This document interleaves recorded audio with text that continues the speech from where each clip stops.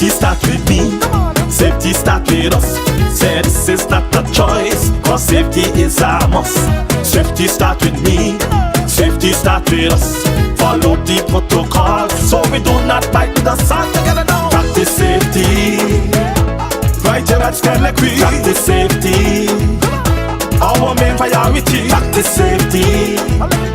Better for you and for me. Practice safety. Build a safe community. Safety is a must. Right here at SKELEC.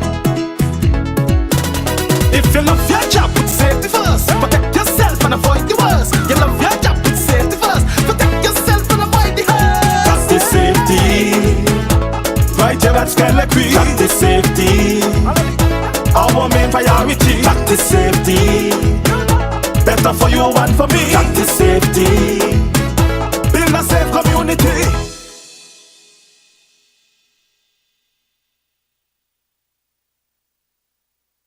Power Talk. Power Talk is SKELEC's radio program aired the first and third Wednesday of every month. Tune in at 9:30 a.m. on ZYZ Radio for the latest information on what's happening at SKELEC. Learn more about doing business with SKELEC and the services that they offer. Power Talk, powered by SKELEC.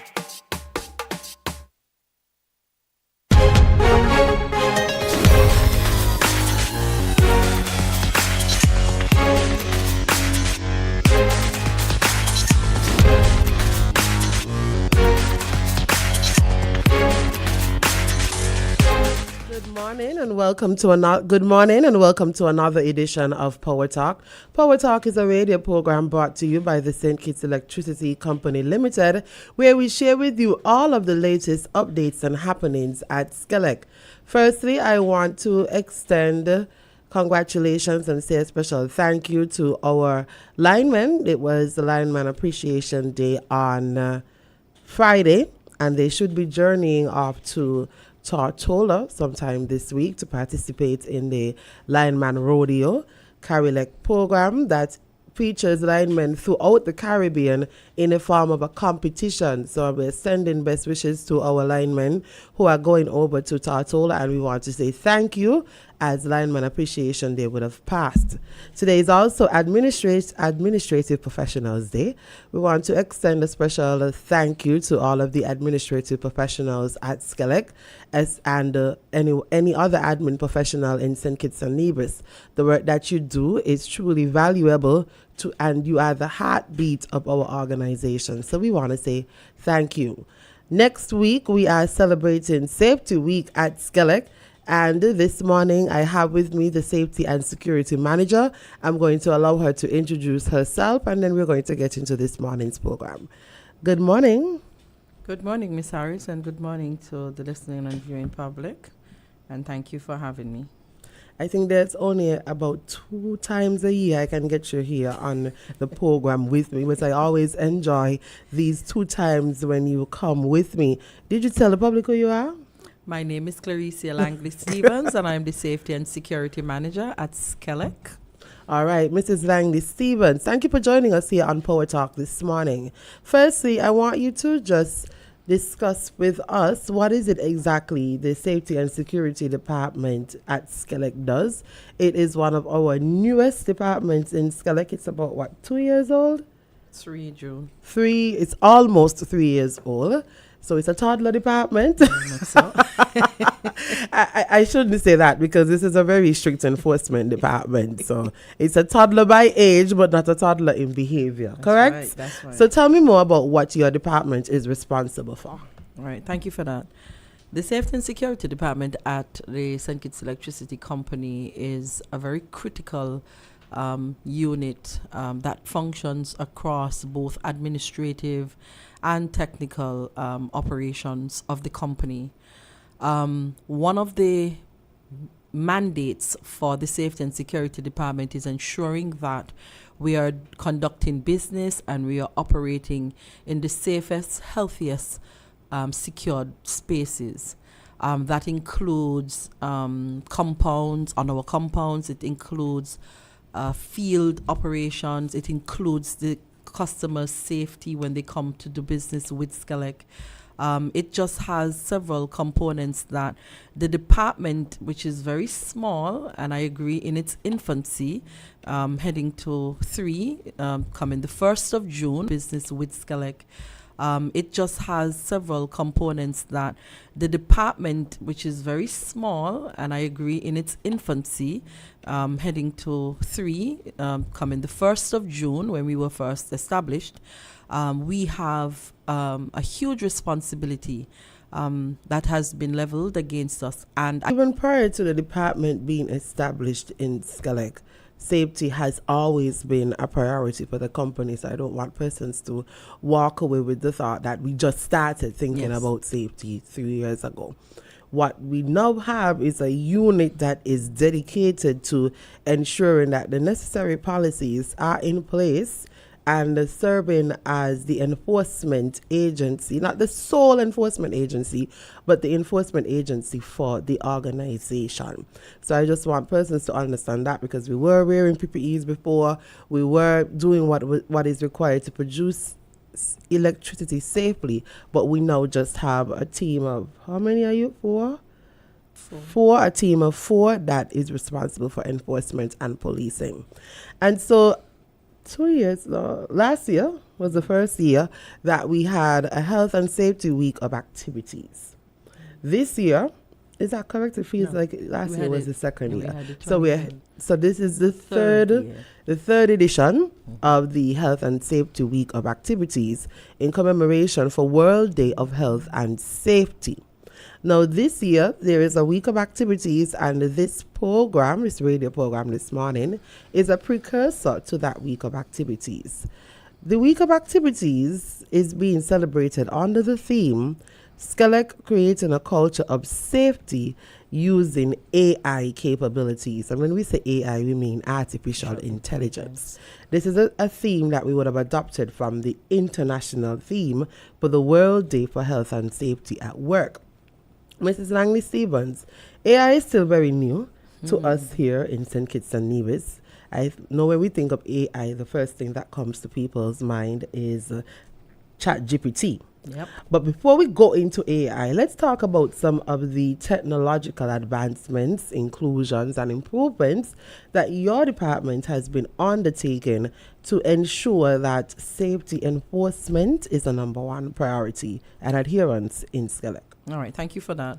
And so one of the jump-off points that we can dive into is that we can't achieve safety using AI without the partnership of our IT department, and we really have to tip our hats to Mr. Dwyer Edmead and his team at SKELEC, who continues to support a lot of the innovations that the safety department choose to employ, as the case may be. Now, not all AI tools are designed to support safety as an action, but we have found that there are AI tools that they were designed specifically to assist with the detection of safety, to include detecting if someone is actually working in a safe environment, wearing the appropriate PPEs.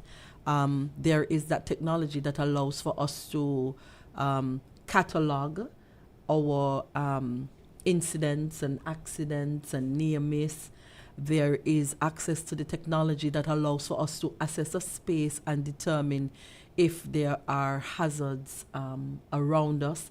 And we're not just looking at electrical hazards. These programs are so comprehensive. They can tell you if, by looking at a worker, if the worker might appear to not be feeling well today, and it puts in a position to even go and ask, how are you doing? Are you okay? Are you feeling well? And things up, because it picks up on all of these body signals. AI is a very powerful tool. One of the ways in which my department specifically zeroes in is that when we go out into the field, we can do what you call a rapid assessment with assistance from AI.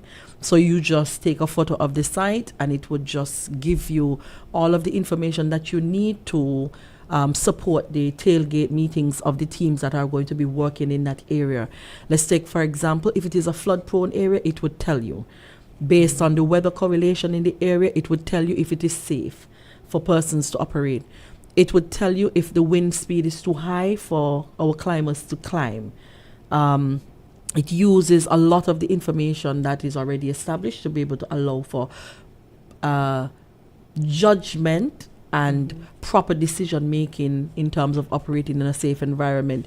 When I was first introduced to this tool, it was through a SKELEC training, and when I saw the capabilities of it, because most people just use AI to assist them with writing, this one goes way beyond, because it can use images to be able to determine if a space is healthy or safe to operate, and that's one of the ways that we are looking at it.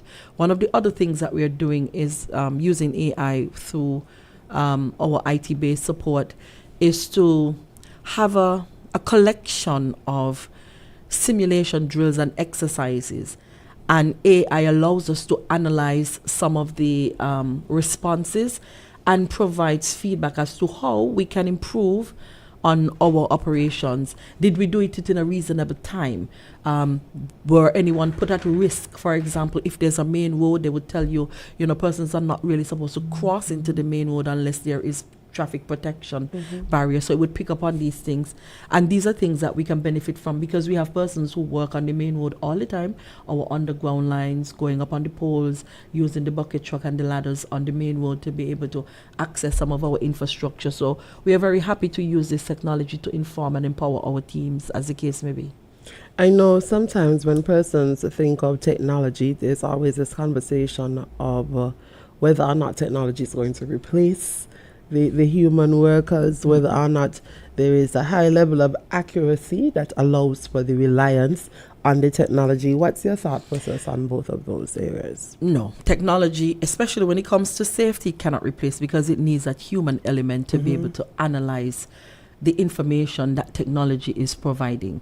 And most times the technology is really on point, but technology itself will not be able to communicate that to the ordinary worker. You would then have to use it, analyze it, take from it what needs to be actioned or we need to be mindful of, and communicate that either through training, seminars, information sessions, just gentle reminders, things of that nature. And the technology would not be able to do that. That's why you need the combination of human and technology components to be able to effectively implement what the technology is suggesting should be in place. So there is room for both, the existence of both, and I think you would have a much better product if it is a combined effort.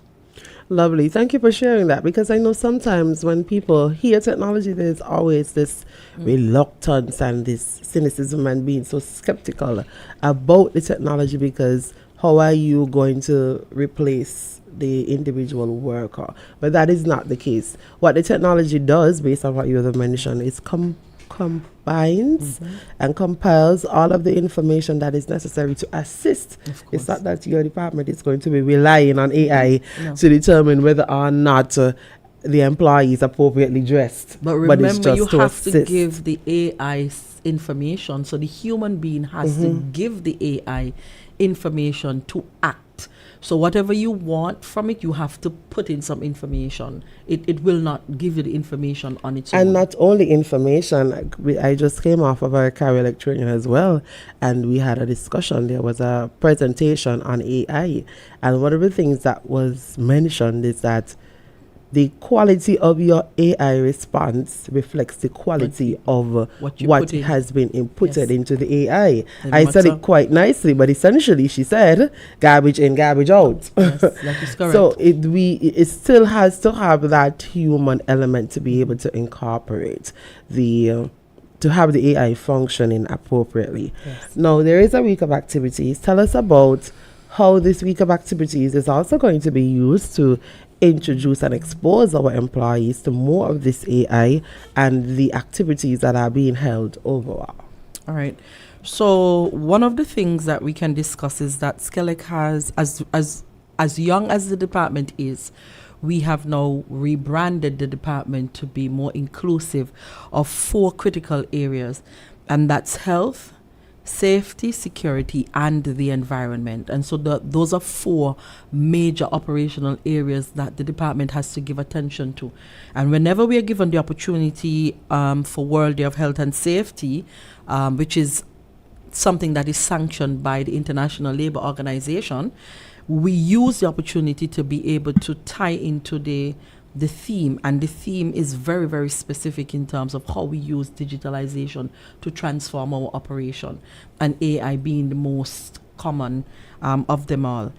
Now, a lot of our documents and data were paper-based, and so we are now moving to making them electronic.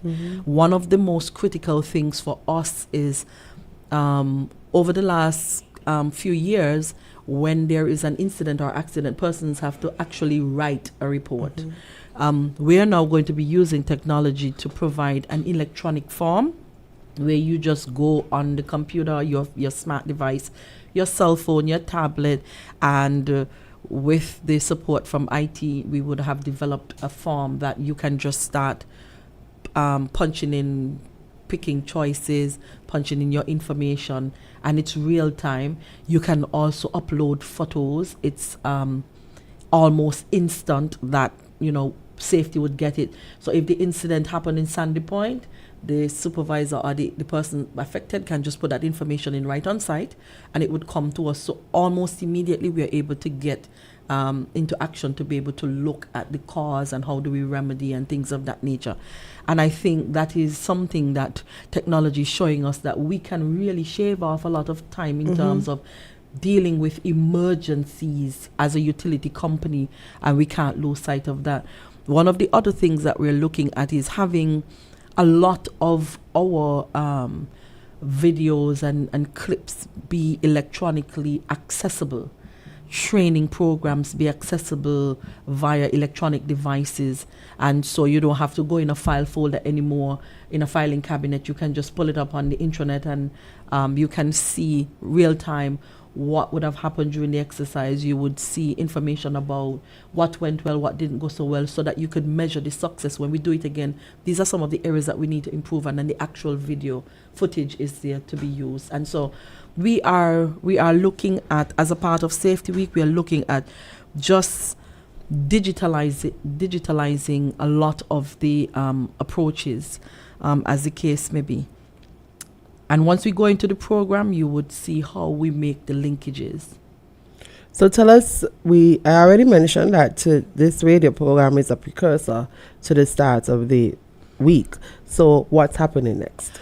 So Safety Week is becoming one of the most anticipated week of activities across the company, and not just to the company. There are other companies that are looking to model the SKELEC Safety Week and what we hope to achieve in terms of our objectives. And really the main objective is just to bring a heightened awareness and alertness to safety best practices within the workplace, to include that health and environmental component as well.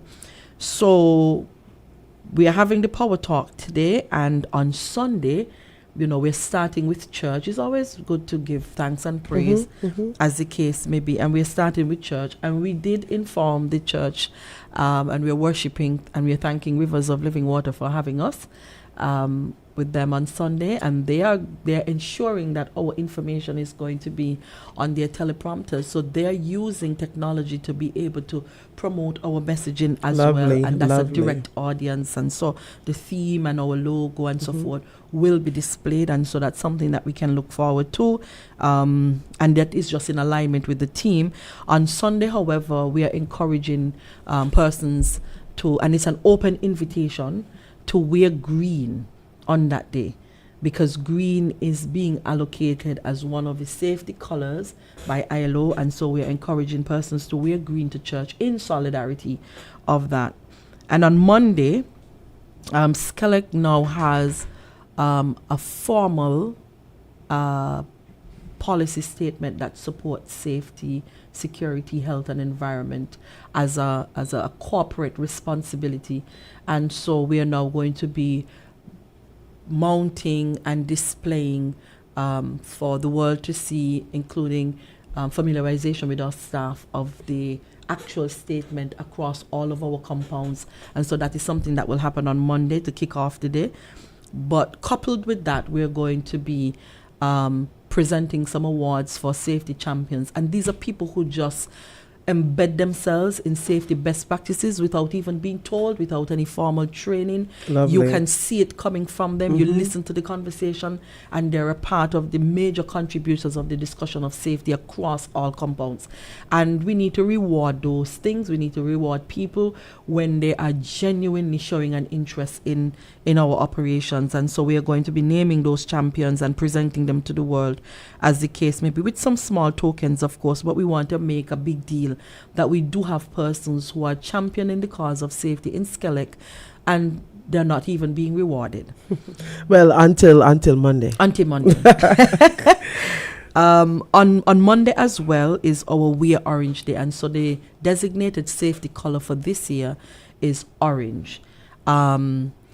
It's always important that when a color signifies something, that it be used as an education and awareness opportunity. And so Safety Week is doing that, using the opportunity to just educate persons that orange is one of the safety colors and we need to get it out there.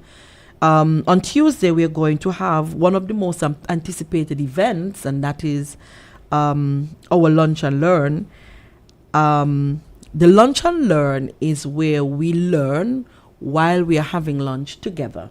And so once you choose to participate in it, we provide lunch as a committee, and we sit and we have a critical topic and we get you to participate, share feedback, and the safety department use that throughout the rest of the year to be able to start to implement some of the measures. For this Lunch and Learn, this is where we are going to be introducing the staff to the new and improved electronic incident, accident, and near-miss form. And so it's at the touch of the finger. We are going to be conducting demonstrations as to how to input the data using past incidents across the company, and that would give us an idea as to how well the product is working. And so we're looking forward to that. And lunch is always very scrumptious. The room is set up and inviting to be able to have that lunch. On Wednesday, people look forward to SKELEC drills, but unfortunately we are not going to be having the open house drills this year. I know we would have made a name for ourselves with having our drills. But this year we are going, because in dedication of the digitalization component, we are doing e-drills. So we're doing electronic drills, and those are going to be driven by our IT department. And what this does, it shows the world that we are cyber ready. And so we're hoping that these drills would bolster and provide information to anybody who is thinking, don't try it, because SKELEC is cyber ready, and we are going to demonstrate that through our e-drill day.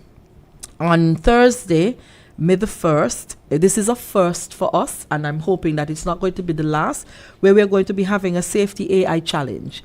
I don't know how much I can say about the AI challenge without actually giving it away, but just to say that it's going to be safety-centric, it's going to be creative, and it's going to be judged.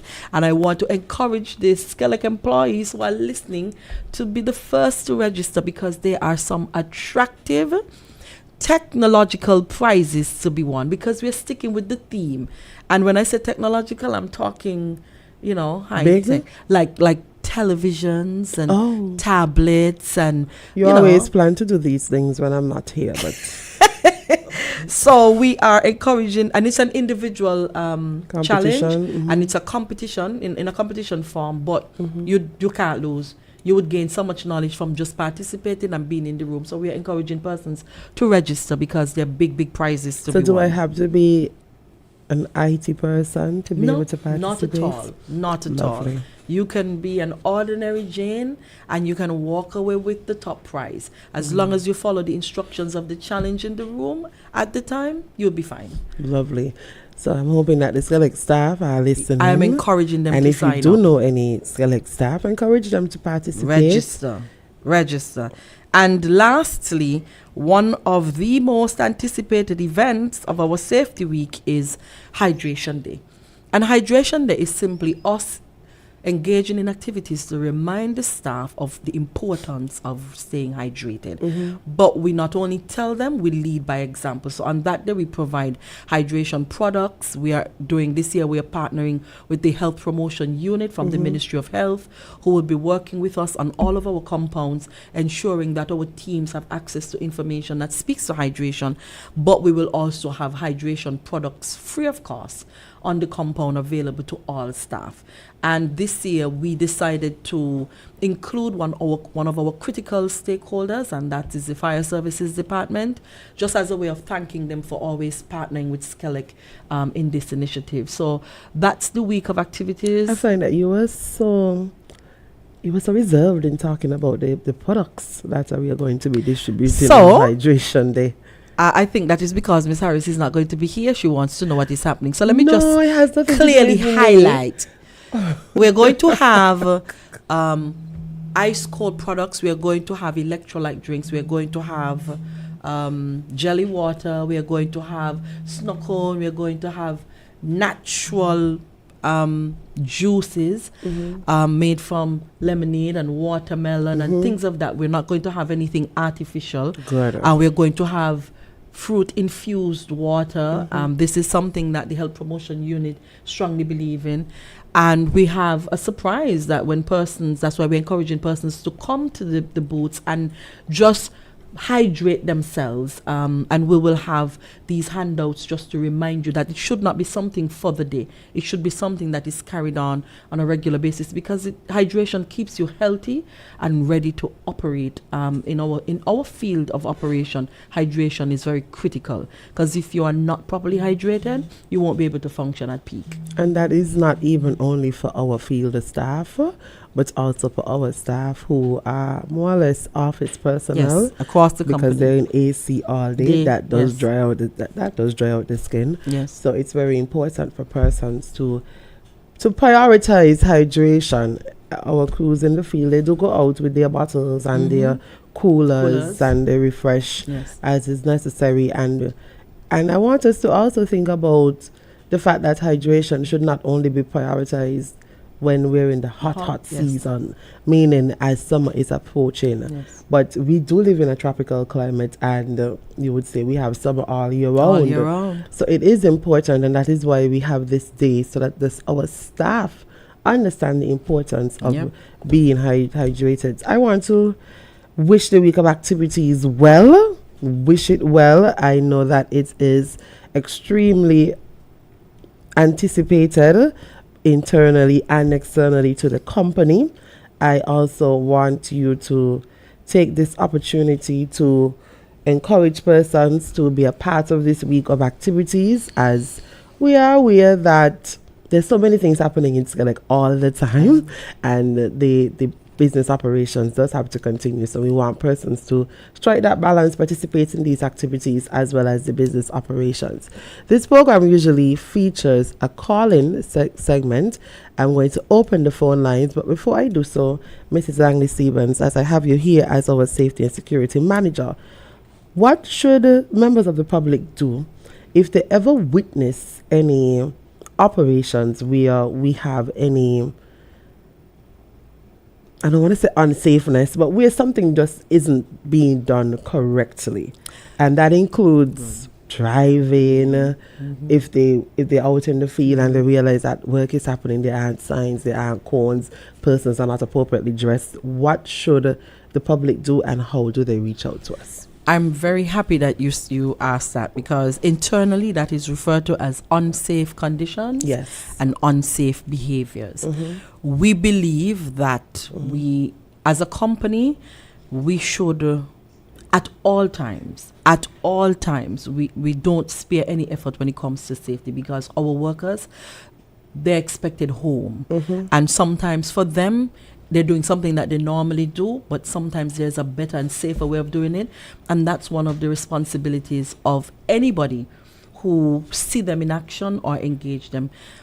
anyone, any unsafe condition, any unsafe practice, any unsafe behavior, if it is observed by the general public, they can contact any manager. They can contact our hotline. They can call SCADA, any number that you get to call, because the moment it is recorded as an unsafe condition and unsafe behavior, it will find its way to safety for us to make an intervention.